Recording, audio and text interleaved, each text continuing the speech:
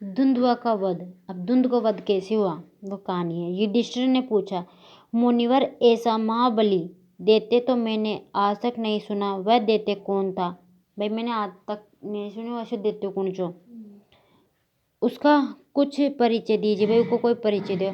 मांडके जी बोले, महाराज धुंधु मधुकैट का पुत्र था। एक समय उसने एक पैर से खड़े होकर बहुत काल तक तपस्या की। उसकी तपस्या से प्रसन्न होकर ब्रह्मा जी उससे वर मांगने को कहा। वह बोला, मैं तो यही वर चाहता हूँ कि देवता, दानव, गंधर्व, यक्ष, राक्षस और सर्प, इनसे किसी के हाथ से भी मेरी मूर्ति न हो।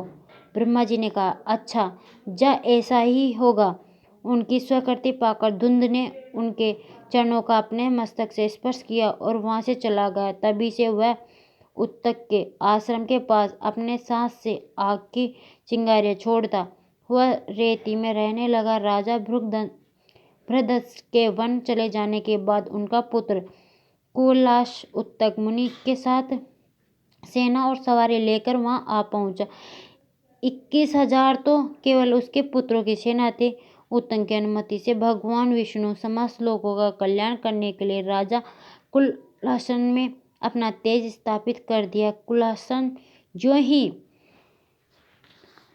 युद्ध के लिए आगे बढ़ा, आकाश में ऊंचे स्वर में यह आवाज गूंज उठी कि यह राजा कुलाश स्वयं अवध्य रहकर धुंध को मारेगा और धुंधमार नाम से विख्यात होगा। देवताओं ने उसके चारों ओर दिव्य पुष्पों की वर्षा की। बिना बजाए ही देवताओं की धुंधिभिया बज उठी। ठंडी हवा चलने लगी और पृथ्वी की उड़ती हुई धूल शांत करने के लिए इंद्र धीरे धीरे वर्षा करने लगा।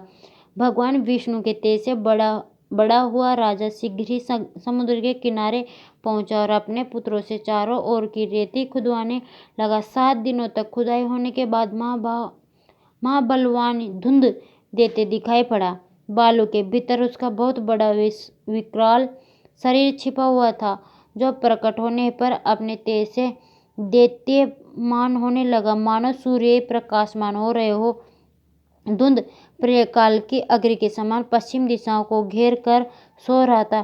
कुलवासन के पुत्रों ने उसे सब ओर से घेर लिया और तीखे बाण, गदा, मुसल, पटीसा, परिघ और तलवार आदि अस्त्र-शस्त्रों से उस पर प्रहार करने लगे। उन लोगों की मार खाकर वह महाबली देते क्रोध में भरकर उठा और उनके चलाए हुए तरह तरह के अस्त्र शस्त्रों को निगल गया। इसके बाद वह मुख से सतर्क अग्नि के समान आग की लपेटें उगलने लगा और अपने तेज से उन सब राजकुमारों को एक क्षण में ही इस प्रकार भस्म कर दिया, जैसे पूर्व काल में संगर पुत्रों को महात्मा कपिल ने दग्ध किया था। यह अद्भुत सी बात हो गई।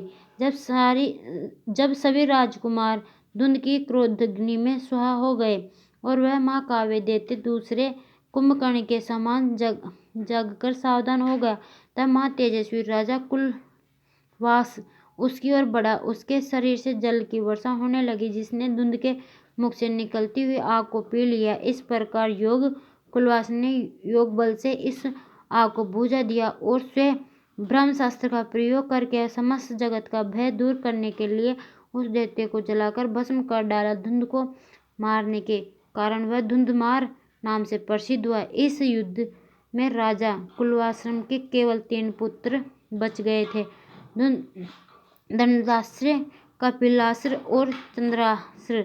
इन तीनों में से ही इच्छाकुंस वंशी की परंपरा अवगत चली।